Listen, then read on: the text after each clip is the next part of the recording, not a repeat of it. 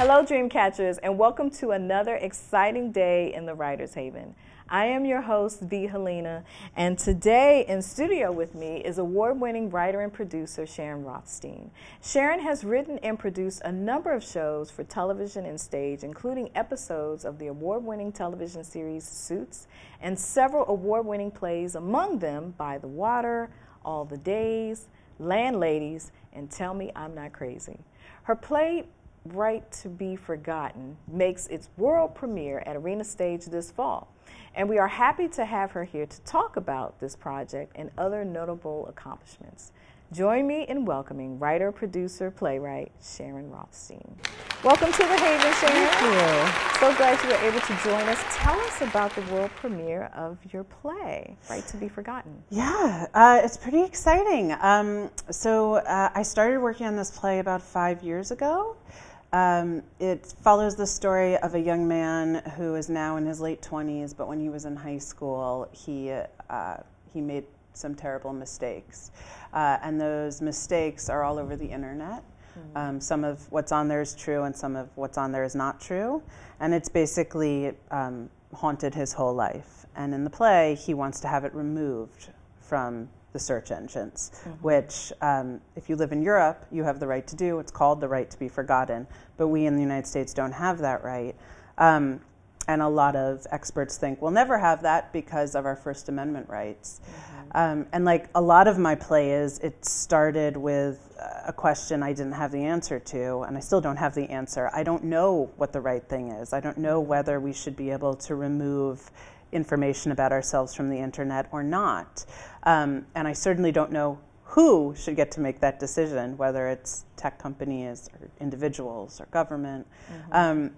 And so the more I thought about it, the deeper I went down the rabbit hole of all of these philosophical questions. And I spoke to a lot of experts, and slowly this play came together, and I shared it with Arena Stage, I think about a year ago, and they were really excited about it. Mm-hmm. And I'm so thrilled that it's getting its premiere at Arena, both because Arena is such an amazing theater, but also because to have it in Washington, D.C. at a time when our government is seriously grappling with questions about tech regulation mm-hmm. and privacy feels like the perfect setting for Absolutely, absolutely. And I know that you have a background like in sociology yeah. and things like that. So do many of your plays just have that tinge, that theme that is so important to you in terms of the social responsibility that all yeah. of us have in this community?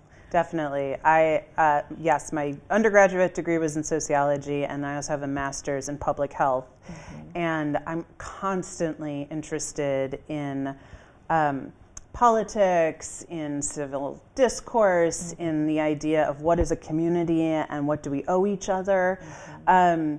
And often an interest in some newsworthy topic will find its way into a deeper question about human relationships mm-hmm. and who we are and who we want to be as individuals. And then that all gets thrown into the bubbling cauldron of my anxiety-riddled brain mm-hmm. and creativity. That's mm-hmm. a nicer way to put it. and out comes a play. Yeah. Eventually. Yeah, that's great. Now, how long have you had this desire, or let me rephrase the question, your writer's journey? Mm-hmm. When did you begin?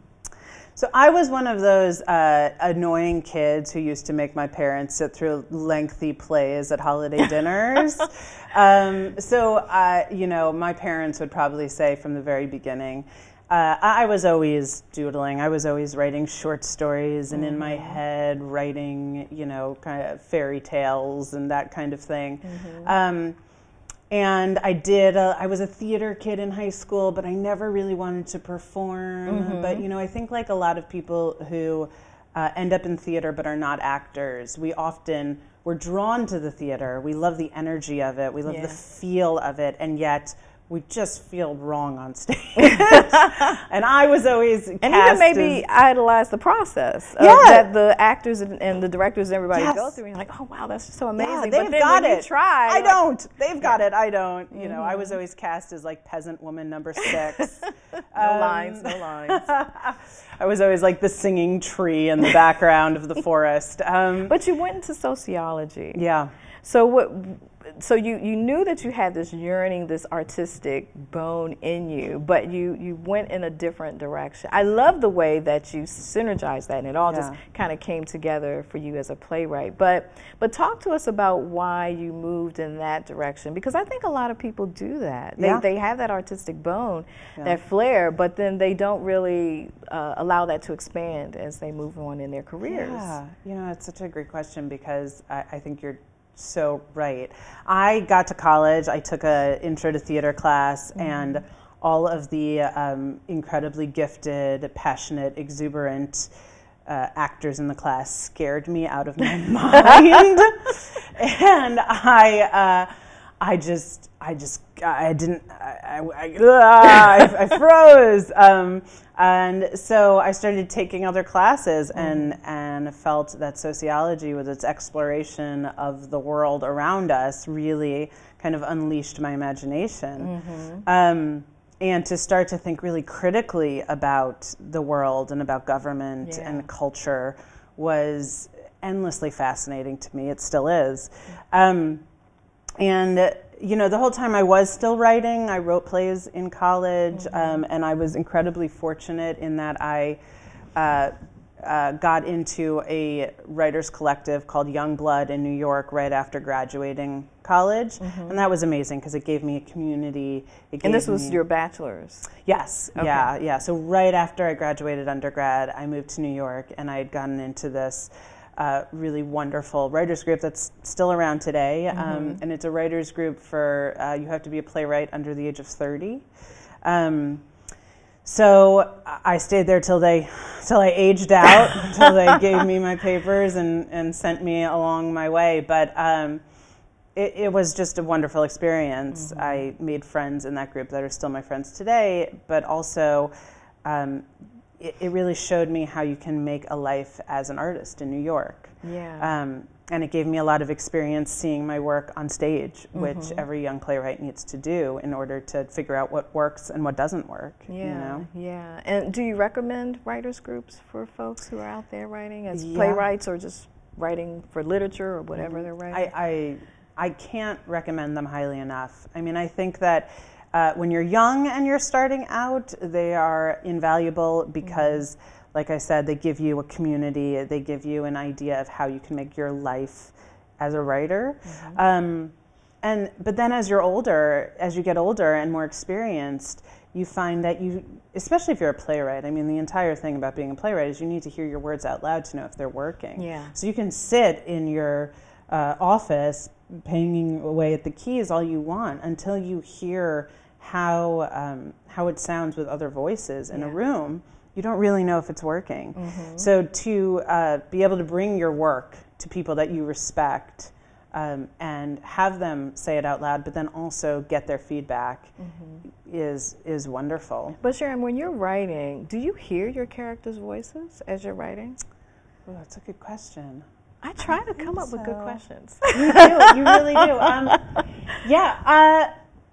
Do you hear their voice? Because you're birthing them. They're coming out of you. They're like your children. That's true. It's really true. You probably even know what they look like.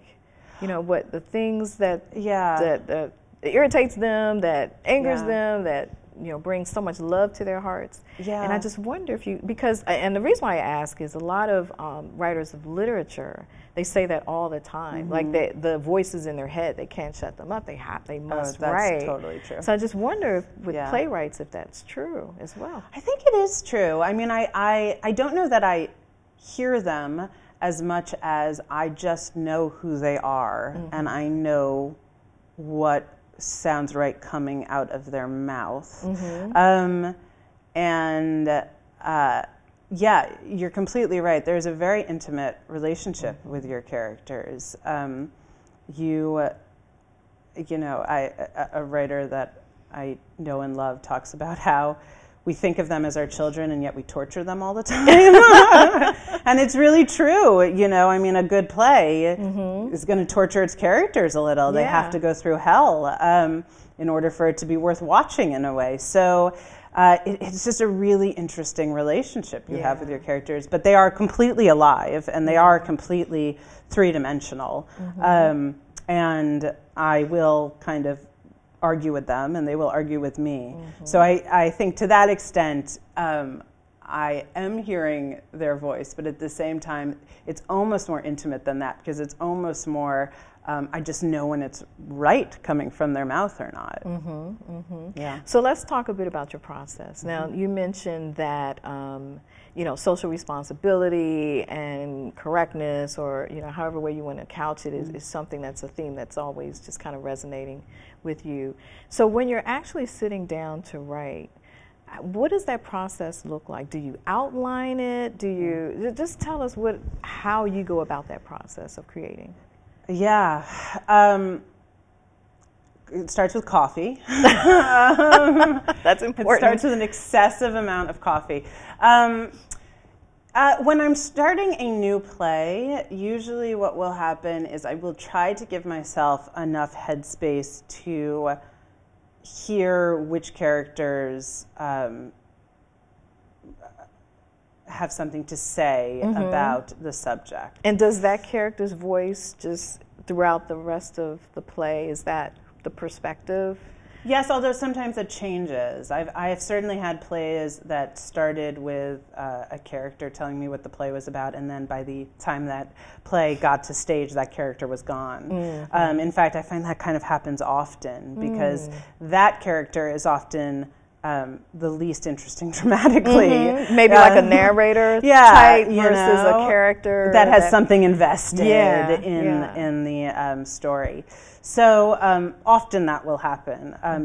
For instance, Right to be Forgotten, I think the first scene I wrote for this play was a scene between Daryl, who is the young man who wants to get his past off of the internet, and his roommate who's telling him, you need to go, you need to fight, you need to do this, you need to do that.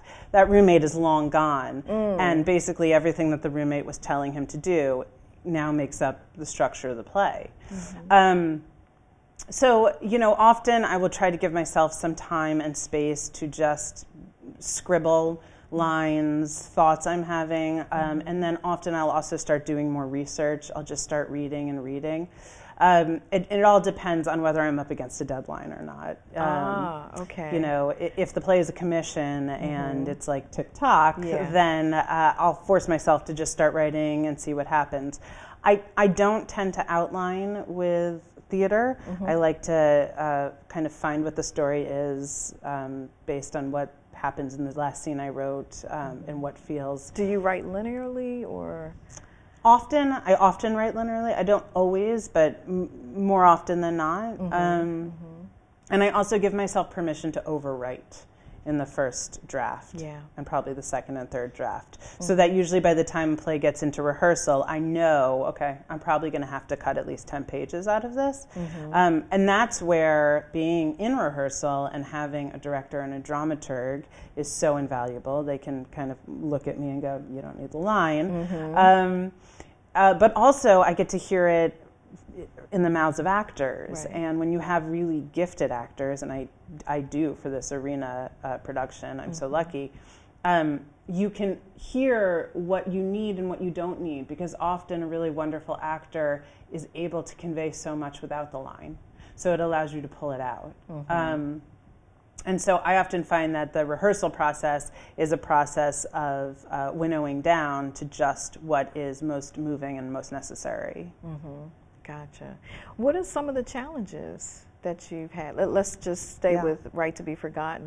What were some of the challenges that you had in writing that? This play is so, what's the right word? This play is so timely that absolutely, from the time I started writing it 5 years ago to now, it just feels like I'm constantly having to update it. I mean, even a few days ago, 48 state AGs came out and said that they were investigating the tech companies. Well, that is like a major plot point in my play. So I had to completely revamp what's going on in my play in order to take that into account. So there's been a tremendous amount with this play of research, staying on top of the research, staying on top of current events. And, you know, when I started the play 5 years ago, which was before the 2016 election, a lot of people were not talking about or really aware of some of the more nefarious effects of, you know, what can happen, for instance, if there's fake news online. And our awareness of all of that as a society has changed so much. Absolutely. That I had to change a lot of where my characters are coming from to reflect that. So that's been really interesting. So there was maybe some naivete, but now everybody's woke about it. Exactly. Yeah, I have one character in the play who's an attorney who's taking on these tech companies. And when I started writing the play, she was like, you know, this lone wolf out in the wild howling about what's going on, and everyone was ignoring her or just thought she was being hyperbolic. Well, now no one thinks that anymore. So, so that has all had to change in order to reflect what's going on right now in American society. And that's been it's been incredibly rewarding to be able to keep it up to date. It's also really challenging. Okay, probably the most challenging play to date when it comes to that aspect of what you're saying? Yeah, it definitely is. Because this is the most, of all the plays I've written, this play has experts in it. You know, these are lawyers who deal with these companies. One of the characters is a state's attorney general. So they actually do have to sound like they know what's going on. As opposed to, you know, a play about a family just kind of talking about these issues and everybody That's a little bit lighter. Right, I can only imagine the research that you put into writing this play. It's been a tremendous amount of research, and Arena has been incredibly helpful in putting me in touch with experts. It's really been amazing. I just finished writing and producing on the television show Suits. I was lucky enough to be on that show for 5 years, and our series finale airs in 2 weeks. Yeah, so I'm wrapping up 5 years working on Suits, which has been an amazing experience. And what that allows me to do is try new things in television. So I am working on a few different new television projects, and I'm also I'm teaching television writing at NYU. Okay, your alma mater? Yes. At the Tisch? Yes, School? at Tisch. Okay. So that's really fun. Yeah. And then I have a bunch of other plays that are in development. I've been working for the past year on a stage adaptation of the film Hester Street, which is a really kind of beloved independent film. Okay. That's going to be a play with music that hopefully will find its way to a stage in the year ahead. Okay. And I've also been working on a commission for Manhattan Theater Club on a play about Margaret Chase Smith, who was she was the first woman who was both in the House of Representatives and a senator, but she was also the first Republican to stand up to Joseph McCarthy. And that's what the play is about. Okay. So those are... What's the working title? Declaration of Conscience, which is the name of the speech she gave on the floor of the Senate. Okay. So those are these kind of two major projects that are going to take me into the next year. Very exciting. Looking forward to hearing more from you. Now, before we wrap, what advice would you give to an aspiring playwright for television or for the stage, just given your experience and what you know about the field? Yeah, you know, I would say the first thing is don't believe anyone who says you can't do it, and don't believe the people who are like, oh, playwright, oh, I'm so sorry. It's not easy, but nothing worth doing is easy. Yeah. And when you get to do the thing that you're passionate about for a living, it is such an honor. And it really fills your heart well. Oh, it's amazing. Yeah. It's amazing. And, you know, there have been so many times where I've found myself, you know, in just this summer, for instance, in Williamstown, Massachusetts for a month working on a play. And what a fantastic way to spend a summer and to spend a life. Yeah. So it's really wonderful and thrilling, and I feel like there's a lot of scaremongering out there. But the truth is, if you feel it in you, if you need to write, then you should be writing. And that's the second piece of advice, which is just keep writing. Yeah. You can't stop. You can't stop. You can't become afraid of the rejection. You can't start thinking to yourself like, oh, I'll just do it tomorrow. You just have to keep doing it. Yeah. And, you know, obviously not everyone is going to be able to make a career doing this, but there are plenty of people who do. Yeah. The entertainment industry is big. And we will always need writers. We as a society will always want to come and sit in a room together and hear stories told. So if that's in you, just keep working on it and believing in it. Yeah, and you know, I really think that the tide is changing a bit with respect to writers and creatives in general, because there was some, I can't remember, I want to say that it was one of the big magazines, maybe Fortune, that polled CEOs, and 72% of them said that they invite more creatives, is how they couched it, into their businesses, because there's definitely a place for people who can write creatively or creatively think about other ways of doing business, not just the MBAs and the accountants. Right. Sharon, who are some of the playwrights that inspire you in your work? I read a tremendous amount of plays, and I see a tremendous amount of plays. And there are playwrights, contemporary playwrights I love, Lucy Kirkwood. I love, oh God, now of course everything is just... I know, that always happens to us. Isn't that you ridiculous? Know, I don't understand where that comes from. Let's start again. There's a lot of contemporary playwrights I love. I love Lynn Nottage. I love Lucy Kirkwood. What do you love about their work? What I love about their work is how unflinching it is. I love playwrights who can nail what is funny and true in human nature, and who do not look away from it. Not apologetic. Not apologetic, but also just revealing, you know?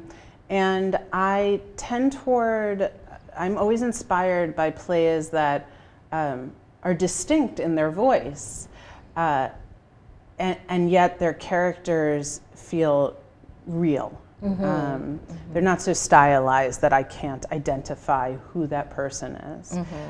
Or stereotyped. Yeah, right, that there's a real 3-dimension there. And I tend to love playwrights and plays that are investigating social issues, that are investigating political issues, that aren't afraid to write something big as opposed to something, a really small story. And, you know, I try to see as much theater as I can, and I try to read as many plays as I can. And then, of course, there's a lot of playwrights now that are writing for television. So you can see a lot of really, really good television, and you know that there's an overlap between the theater and the screen now. You know, I just try to watch as much of it as I can. Yeah. And how did you get into the television piece of your writing? You know, I had, I got my graduate degree in television writing because I was already a playwright, and I figured if I'm, you know, if I'm going to give all of this money away, maybe I should learn a new skill. So I took many classes in television writing. And then I continued to work as a playwright. And I had a play in New York that went pretty well, and off of that play I had a lot of meetings in LA. They call it the water bottle tour because everywhere you go, a development exec gives you the water bottle.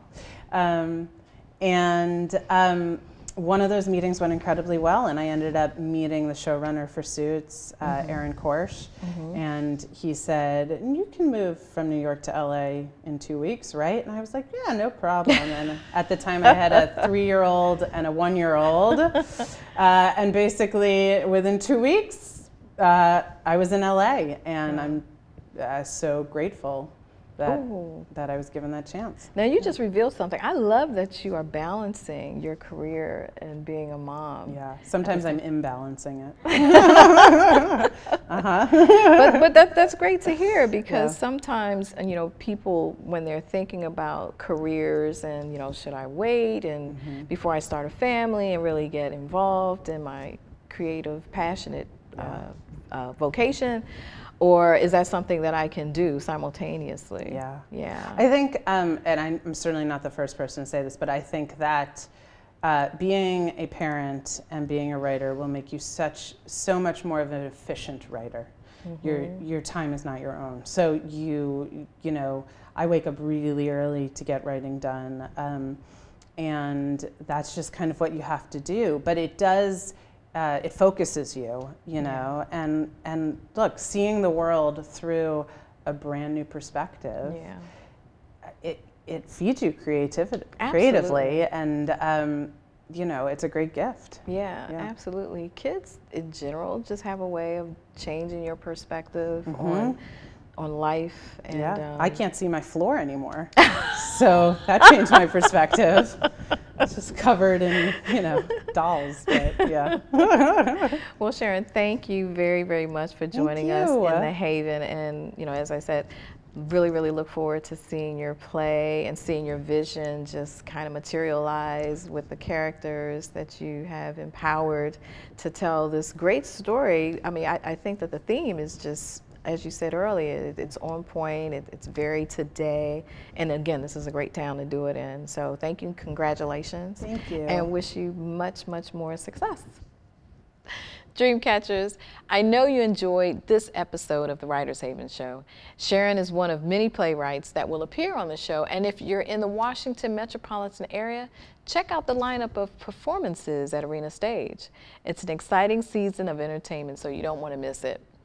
If you're just tuning in and want to catch up on our shows, visit our website at www.writershavenshow.com to stream our shows on YouTube, iHeartRadio, iTunes, Spotify, and other platforms.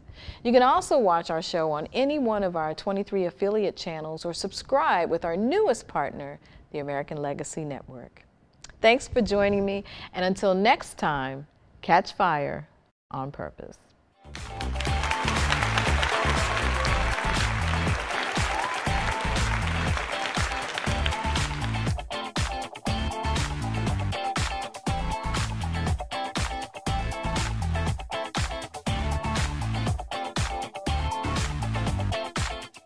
Hey, did you know 2.4 million loving cats and dogs in shelters and rescues need our help to find a home? Let's go to theshelterpetproject.org and meet if you are in a shelter near you. Harlow, oh, she's one great listener who loves to hear all your stories. My kind of cat. Cerulo is a sweet, goofy boy who's eager to please. Sounds just like another dog I know.